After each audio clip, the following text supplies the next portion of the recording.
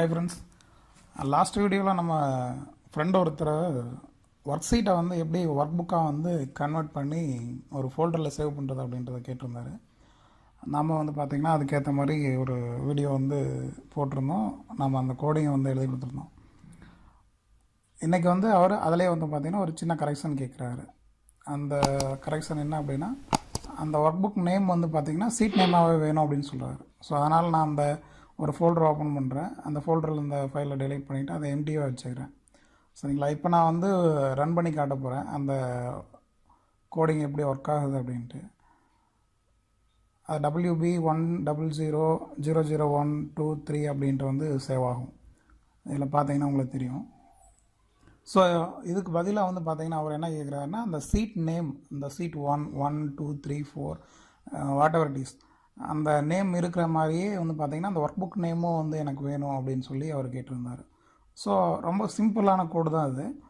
So அந்த கோடிங்கை தான் நம்ம இப்போ பார்க்க போகிறோம்.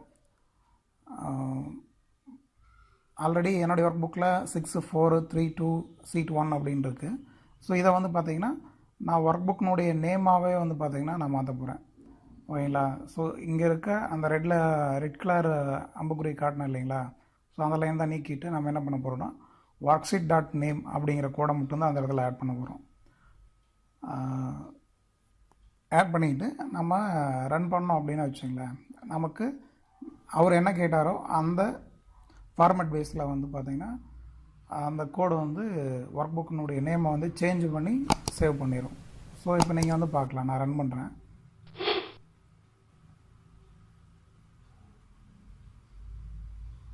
பாருங்கள், சீட் 1 அதில் பார்த்தோம் இல்லைங்களா, சீட் 1, 6, 4, 5. ஸோ அப்படி என்னென்ன சீட்னுடைய நேமோ அந்த சீட்னுடைய நேமை வந்து பார்த்திங்கன்னா இதில் சேவ் பண்ணும். ஸோ அவ்வளோதாங்க. ஸோ இந்த இடத்துல நீங்கள் பண்ண வேண்டிய ஒரு சின்ன கரெக்ஷன் என்ன அப்படின்னா, அந்த worksheet.name அப்படின்றது வந்து பார்த்திங்கன்னா முதல்ல வச்சுருந்த அந்த WB100 அப்படின்ற இடத்துக்கு பதிலாக நம்ம வந்து மாற்ற போகிறோம். ஸோ இதில் பார்த்திங்கன்னா அந்த ஒர்க் அந்த ஒர்க் புக்கில் என்னென்ன சீட் நேம் இருந்துச்சோ அதுக்கேற்ற மாதிரி இந்த ஒர்க் புக்கினுடைய நேம் வந்து பார்த்திங்கன்னா சேவ் ஆகிருக்கு. அவ்வளோதாங்க. இந்த worksheet.name மட்டும் தான் அந்த கோட், இம்பார்ட்டன்ட் கோட். அதை மாற்றிட்டு ரன் பண்ணிங்கனாவே உங்களுக்கு ஒர்க் ஆகிடும். ஸோ இந்த வீடியோவில் உங்களுக்கு ஏதாவது டவுட் இருந்தாலும், ஸோ இது மாதிரி VBAயில் உங்களுக்கு ஏதாவது டவுட் இருந்தாலும் நீங்கள் வந்து கமெண்ட் பண்ணுங்கள். ஸோ உங்களுடைய கமெண்டுக்கு ஏற்ற மாதிரி நான் பண்ணித்தரேன். பாய்.